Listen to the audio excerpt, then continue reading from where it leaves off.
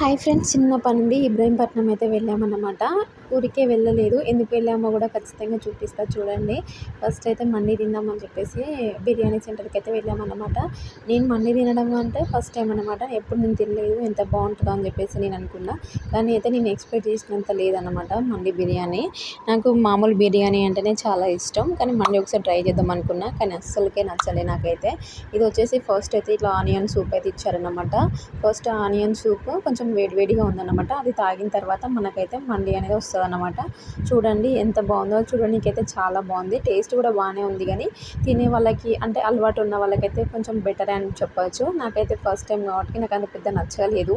నాకు బిర్యానీ అంటేనే బెటర్ అనిపించింది దీనికన్నా చూస్తే. మీలో ఎంతమందికి మండి బిర్యానీ ఇష్టమో ఖచ్చితంగా కామెంట్ చేయడం అయితే మర్చిపోవద్దు.